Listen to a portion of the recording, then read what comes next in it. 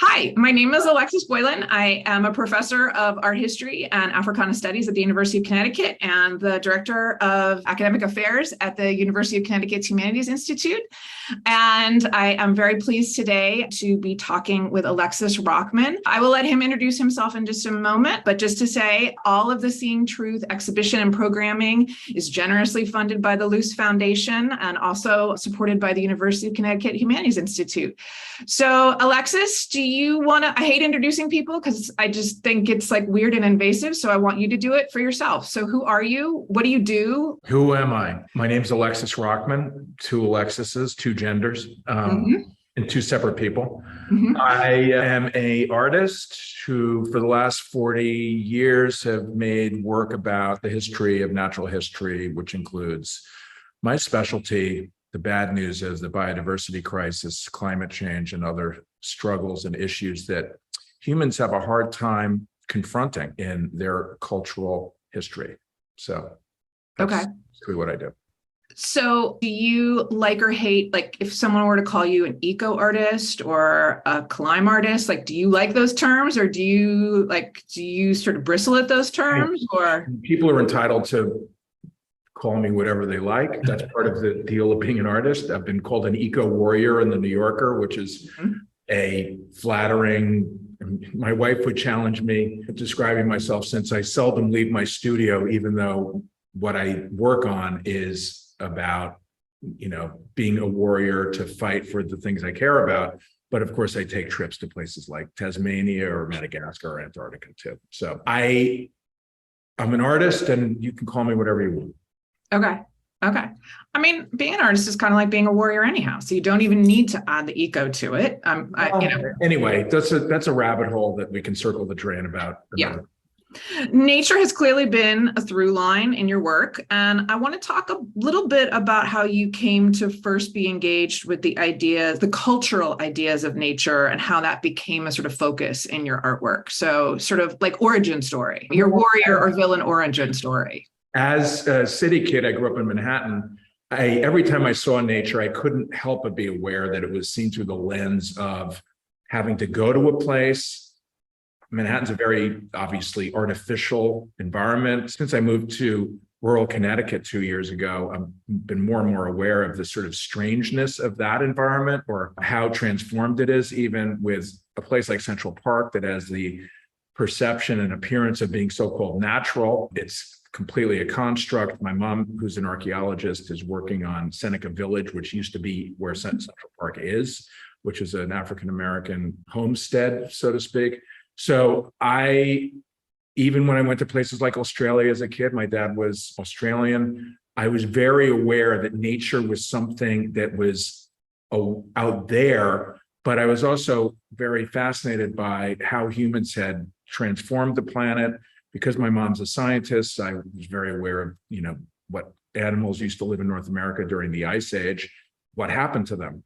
So those are the questions that I had, and I loved drawing animals. I was an only kid I related to animals. And as I, made my way through art school, I realized that there was a long tradition of representing so-called nature that contemporary art wasn't really embracing. So I thought, what an ideal opportunity for someone like me who loved drawing animals. If I could find a way to have that make sense in the rest of culture, I might be in business for myself.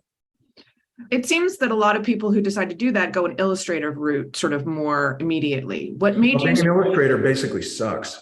I mean, I have a huge love of the history of illustration and or contemporary illustrators, but they're treated, like, third-rate citizens. And who wouldn't want to be Picasso? Do you want to be like, N.C. Wyeth or Picasso? I just thought that was a far better life to have, and I might as well go for it while I'm young, and I can always settle for illustration later. Be an illustrator. Okay. All right. Yeah, no. Not that I don't, and it's not a judgment. It's just I noticed that illustration, people like Charles R. Knight or John Gurche, they're both paleo artists, are basically treated terribly by the rest of culture.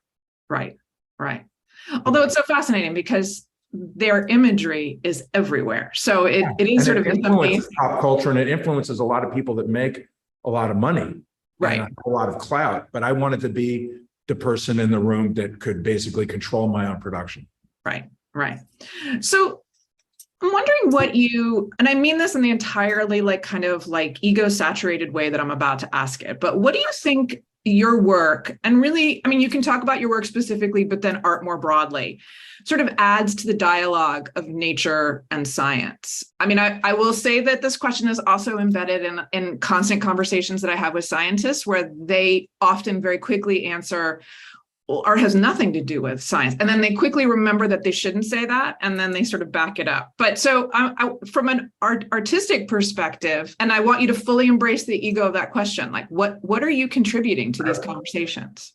Well, listen, I have very mixed feelings about this issue, because I think that art is one of the few places where you can embrace and engage with ideas that has access to the rest of culture, where you're not answering to a sponsor that might be challenged by the content that you're having a conversation with. So I think being an artist is fantastic. I think in America, artists, the rest of culture or the rest of America doesn't know what to make of artists, and it doesn't really care about art other than some auction prices, which has very little to do with, where I am in my career. I'm successful, but I don't command millions of dollars at auction. And I don't see that in the cards in the near future. So on the one hand, I think it's fantastic from a personal level. Do I think it has? I mean, let's face it. I've been dealing with these issues and ideas since the mid 80s, and things have gone off a cliff. So I've been a complete failure in terms of dealing with these issues and getting shit done that I want to get done, which is, carbon emissions and conservation for the biodiversity crisis, habitat loss and stuff. So I consider myself a complete failure, but I think everyone's been a failure. And I've been very lucky to be around scientists who have told me how they feel personally. I don't want to name names, but people that have a very public, optimistic presence privately will be despairing. One of the things that I've tried to do is deal with some of these tough issues and things, people do not want to talk about, what's going to happen to, coastal cities. It's too existential and enormous for most people. And I understand that, but I've been concerned about this since I first learned about the climate crisis in the early 90s. I've been friendly with Stephen Jay Gould, Tom Lovejoy, Peter Ward, E.O. Wilson, and all these people found value in what I brought to the table as an artist in terms of how I was able to deal with ideas. But, art is a broad subject, and there are some terrible artists that do terrible work about nature. It's just, the luck of the draw. That's what happens. Art is not necessarily good. It's just a description, like a plumber. One of the questions I had further down, but we might as well sort of get into it now, is this idea of, you sound deeply pessimistic about, I mean, it's not like scientists have done any better. One would have to be insane not to be concerned and, let's just say, skeptical about things going in a way where there's long-term sustainability. So what do you think is the problem here? I mean, I think it's not a question, well, or maybe it is, like maybe there I want to deal with a question that you had in your text that I think is a good moment to talk about that now. Yeah. What do I know that is true? Okay, we're going to get to the end. I like it. We're going to do the end. Let's start at the end now. Middle. One thing I know is true is that humans are, like every other animal on this planet, animals. And a huge part of our civilization has been trying to deflect and deny that fact, because the idea of mortality, all animals have a life cycle and die. Humans don't want to face that. And that's really the disconnect that we have about these issues. People don't want to think about it because they're scared. And I'm open to that. I'm sympathetic to that to a certain extent, but that's like, very childish and it's infantile. And we live in a very infantile culture. And that's really the main problem. Although, I mean, climate change, I mean, like, I don't think I'm going to die of climate change per se, but I am pretty sure that like my nieces and nephews will potentially have the thought of dying. Is it dying that's the problem, or the thought I think dying and climate change are the same. I mean, they're all baked into the DNA of, we are mortal, and the things in the world are transformable from our hands. And it's this idea that we have, a reach into nature now. There are how many billions of us? I can't remember, 6.5. How many? I have no clue. Yeah, a lot. Billion. So I think that, humans don't want to first of all, most people are disconnected from nature and they don't want to think about it. They don't want to go to the doctor because they don't want to know. And they don't want to know about climate change. It's all the same impulse. Right. So, I mean, what keeps you motivated to making your work? I mean, in back of you right now, you have a massive painting that you said, and you told me before, is just completed. So like, what, if this is all for naught, like, or Who said it's for naught? I never said it was for naught. Okay. So I ain't going out like that. I'm not like some little bitch that's going to fucking like roll over and die, go quietly have a good night. Okay. No, all right. I'm going to go out fighting, and I love what I do, and I have great opportunities, and I'm thrilled to be in a position where I can make this painting behind me, which is a commission for the Mystic Seaport Museum. That's going to open in May of 23. This painting, which is 24 feet long, along with 10 works on paper that are about 6 feet wide by 4 feet tall, deal with these issues that we've been discussing. And it's, the painting is seen through the lens of their collection of watercraft that you can't really see in this because there's lights reflecting along the top, but there are 22 ships from the collection of the Mystic Seaport that are in chronological order that go across the horizon above the waterline, and the activity under the waterline are resources that have been exploited by those ships. Right. So I have a tremendous amount of pleasure in thinking about these things that are, you know, one might perceive as, I mean, you don't think that life is bleak and a struggle, then you're not really self-aware. Right. So, I mean, I guess then what do you want? What do you want from your, this is a sort of twist on the question, which is not what do you get from it, but what do you want to have happen to like your ideal audience, or what do you? I really don't think that, listen, you know, the small fraction of people that care about the things that we're talking about today are already converted. We live in a system where we're basically trapped in this sort of matrix of frustratingly unsustainable activities, like getting on a plane to go talk about climate change is the ultimate idiotic paradox where, and I've been rightly, you know, had my feet held to the fire. I've held my own feet to the fire. Who wants to live in a world where you have to go to an airport, get on a plane, go to Miami, go to Art Basel, spend, you know, 4 days traveling, doing this and that to talk about climate change because art fairs burn up too much fossil fuels? The system is so screwed up and we're trapped in it because no one's willing to suffer the consequences of the pain that it's going to take to transform these policies that are in place that allow this to continue. Right. So, I mean, is there an opportunity? I mean, I think one of the things that certainly this sort of this programming and the exhibition are looking to sort of speak to is that if there is some unity of purpose between artists and scientists about these issues, I mean, does that feel like that's been a productive line of conversation for you? I mean, everything I do, there's a big book that accompanies this exhibition at the Mystic Seaport, and there's a historian, two historians, a scientist, wrote essays about the history of the marine stuff in here and also the ecology of the marine stuff in here. And with a project like this, it's important to get it right because that's the content. Now, if I'm working on a movie like Life of Pi, where it's fantasy, Ang Lee doesn't care if, you know, one fish in this thing I'm designing is from the Pacific, but the other's from the Atlantic. It's all about allegory and metaphor. Right. And it's not important, but it depends on the project. And the thing that I'll go back to about artists is that, you know, there are great artists that work with these issues and terrible artists. It's really, artists are self-determined. Right. I mean, as then people who are listening to this, though, I think who make art, I mean, do you think that in terms of, I mean, we sort of had this conversation earlier about being a warrior. Is this a place where people who want to, is this where we should be putting our energy? Is this? I don't know. How would I know? Well, I mean, because you make objects that are actually meant to last and that are speaking to the culture. So I guess I sort of was wondering like what the sort of like sort of, if you could have like a fantasy of what the impact would be, what would that? That's such a like waste of time because I'm so aware of the system that I work in now. Right.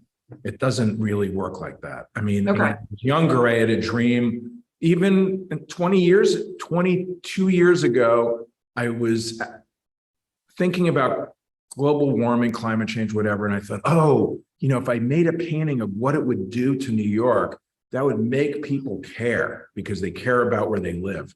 And I spent a couple of years working on this huge painting and worked with James Hansen and Cynthia Rosenzweig and all these scientists. And I got all the science pretty much as right as I could at the time. And then the show opens at the Brooklyn Museum. It traveled to 7 other institutions and now is in the Smithsonian next to a Thomas Moran painting. Dream come true. Couldn't be a better ending to the project. Mm-hmm. But when the show opens in May of 2004, May 15th, May 22nd, the day after tomorrow opens, and it totally makes climate change into some like bullshit disaster movie that makes no sense scientifically. And it's just another spectacle. And it's a big setback. Right.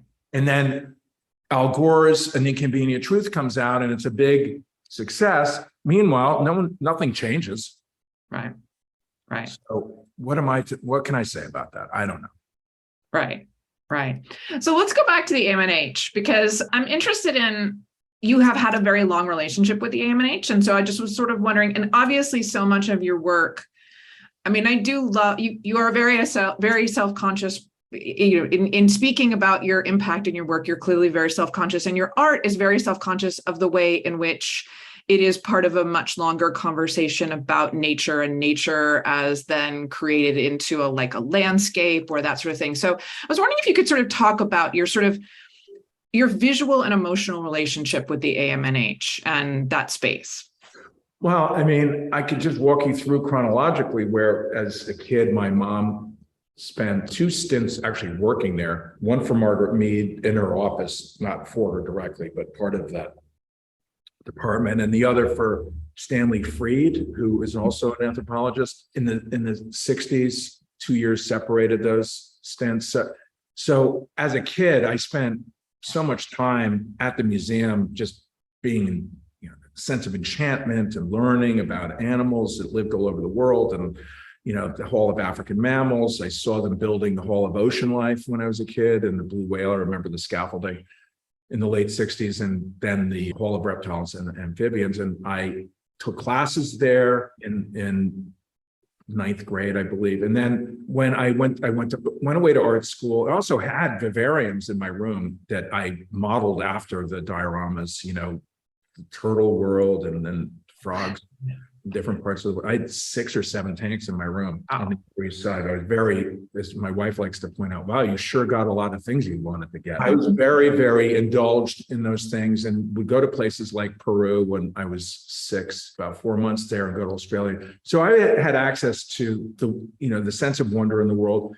But the museum was always the place where I went back to after I left art school, or even I went to RISD for 2 years and then went to School of Visual Arts for 2 years. Once I decided I wanted to be an artist, I would go back to the museum and go, well, this is really ground zero, but what are the stories that aren't really mentioned? There's the Hall of North America and it talks about agriculture, but there's this whole thing about, agricultural plants, but there's no story about DDT or what happens to the ecology of that area.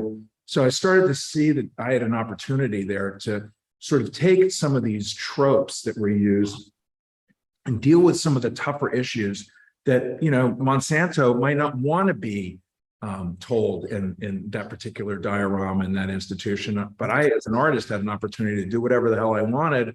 And if Monsanto gets mad at me, it's great press. Right. Right. There's an interesting disconnect between this idea of you being out in nature and you then bringing that sort of life into spaces, and the way in which the Natural History Museum is inherently not alive and is not natural. I mean, do you think of yourself as sort of moving as this intermediary between this sort of cultural space wherein like people only have a few moments to digest sort of nature, or a willingness to identify, like that we make it, the AMNH encapsulates it for us in a way that is very easy, then that nature becomes very easy. Do you? Well, I mean, they're both I consider my paintings a type of theater, and, you know, dioramas are a type of theater, and it's about telling stories in basically two-dimensional space, three-dimensional narratives, and they're pretty coming from a similar tradition. So I don't really know I don't really understand the question, I guess. Well, no, I mean, I was just sort of saying like that I do think one of the things that's interesting about the Natural History Museum is the way in which, and I think one of the instigator items that we have, the sort of mini polar bear diorama, like it is about sort of training people to see nature in these sort of bite-sized. I remember, yes. Okay, yeah. So that's it. All right. Actually, it's an interesting question, because when I finally got around to going on so-called expeditions with our other artist friends in 1990 was the first one. And then through the 90s, I did a lot of that stuff when I was, willing to do it. And I was more willing to be uncomfortable.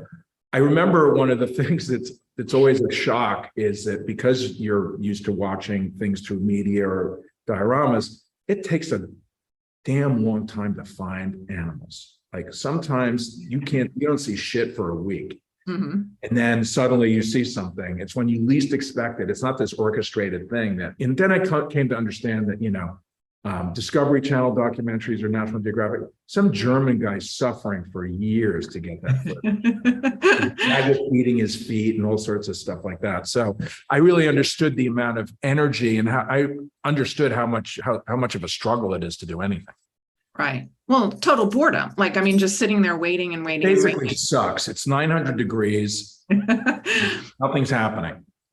It's interesting, though. I mean, and one of the other things that we have are these films of expeditions wherein then the sort of that are completely like as if being on an expedition is nothing but, cooking a meal over a stove. Amorous, and it's a tea time with crumpets. Yeah, exactly. That it's this. I mean, and I think it is interesting to think about the American Natural History Museums. They have an investment in that, in maintaining that belief, because I think it allows people to sort of feel like nature is accessible to them, which it is and it isn't, right? I mean, I think you're right. Like one thing I realize is that you have to have money to do those sorts of things, and travel, any type of tourism is very expensive. Right. So while we're on the topic, I've been asking everybody who we're interviewing about their instigator items. What was there anything that instigated you or provoked you? And again, we sort of talked they're all great, and I could have gone on for hours about each one. So I arbitrarily, and forgive me, I don't have the titles in front of me. So remind me of the dinosaur in the sky.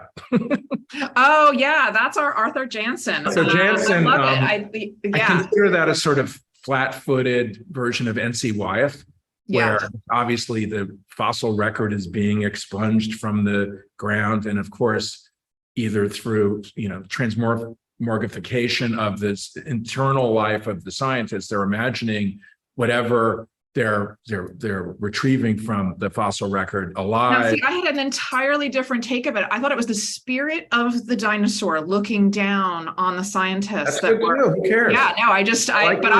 Yeah, no, I love that. But what's funny about that is that, of course, it's filtered through the eyes of whenever that painting was made, and the dinosaurs are really an artifact of that era, and that's a good. It looks like, I guess, what is it?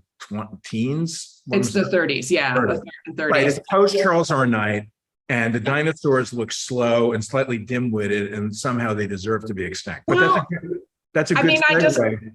Yeah, I love it because it's trying to do so many things. Like it's trying to be like, look at how amazing and fun. I mean, because there's nothing that I think that is more boring than digging up dinosaur bones. It's like totally different. There is much more boring, but I won't bore you with that. But I think you're totally right. I mean, I think scale, at least they have bones. They're like, oh, you see something. What about if you're dealing with like micro fossils? in Baja California, where there's nothing to do for days, if not weeks. Which and hot and gross and and just I like the idea on paper, but I'm bored out of my damn mind. Yeah, no, absolutely. And then there also is no dinosaur spirit that is also looking at you. So that also ties into Native American, like, the idea of the spirit in the clouds. And of course, as I mentioned earlier, NC Wyeth, who did those great paintings, illustrations, if we want to be specific, about what it is to be an American. Right. And I think they're fantastic. Right. You also like the Bambiraptor, if I remember correctly. You had that. Bambiraptor. First of all, who doesn't love that name?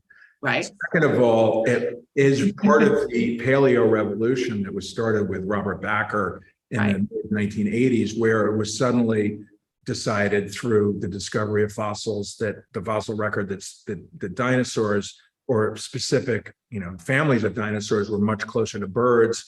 And that thing looks completely different than any dinosaur you would imagine. It looks like a, psychedelic chicken with a lizard face stuck on it. And it's pretty hallucinatory looking. And, I'm old enough to resent the idea of brightly colored active dinosaurs, even though I know it's true. That's how, well, there was they had a show about a year, like right before the pandemic, I think, where they, and there was a lot of people who were like, this is not my dinosaur. So there, basically, you run into the nostalgia of your childhood. What are your expectations? Right. Well, I mean, because I think that it's like now also the slippage of everybody wants it to be kind of like a dragon too. So the old ones did look more like dragons than, like dragons, whatever that is. But yeah. Is that like that influence of Game of Thrones? Well, I think so, but I don't, I don't want to speak. I would say that's the third best dragons in film history. If you want to be specific, the Dragon Slayer dragon from Dragon Slayer 1981 is the best. And then Harryhausen's Dragon and Seventh Voyage of Sinbad from 1958 is the second best.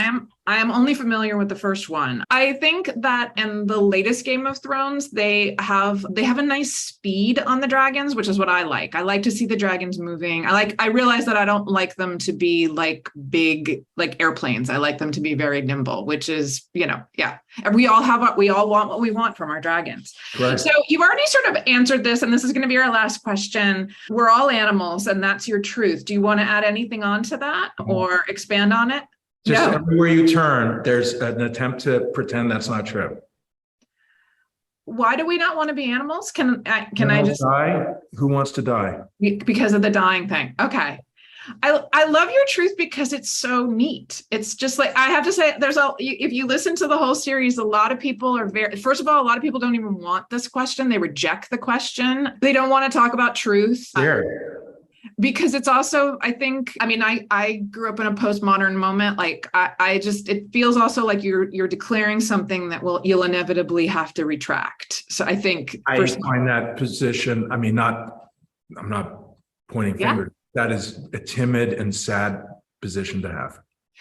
I think that it is the position of people who grew up being told that there is no truth and that any truth. I don't know how old you are, but we're roughly the same age. Yeah. So I think that there's a fear, and I don't even want to say it's a fear. I think that there is a reluctance. That's sort of why we did this whole series, is because of actually an argument that I had with a philosopher about feelings about truth and why we avoid speaking languages of truth. I think actually, that's why I think what you're doing is important. And I was thrilled that you asked me to be involved. I think one of the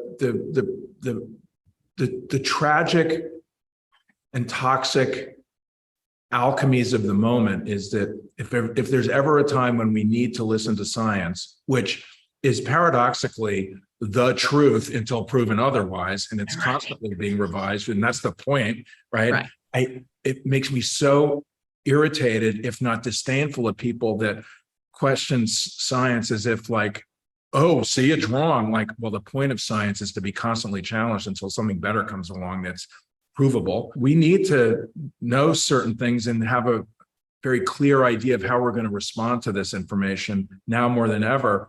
And because of the pathetic combination of, a number of issues in one political party more than another, because they're, I really don't know how these people can get out of bed in the morning and face these people up. And why are they invited to Thanksgiving? They'll just go to Twitter now. That's where they'll all be. So yeah, it's perfect for the friggin' jackass that just bought it. Who, it's just a horrible moment. So it couldn't be worse. So we need truth. We need science. That's what you're saying, is that like that those are stable. That's the only thing that's I mean, it is an emergency. We're going off a cliff. It's the last thing we need is some subjectivity police. Say anything I say is as valid as an expert. And as Obama so wonderfully said about Herschel Walker, he's at an airport and he sees Herschel Walker and he says, and I'm paraphrasing, and I don't have the same sort of evangelical cadence that I need to make this effective. He's like, well, Herschel, I mean, Heisman Trophy winner, I really want you to fly this plane that I'm about to get on. Expertise matters. Right. Absolutely. Alexis, it's been lovely talking with you. Thank you so much. And again, everybody, if you are watching this, you can also have an opportunity to listen to this on the podcast. And again, thank you very much, Alexis. Thanks for asking, Alexis. Take care. Bye. Bye.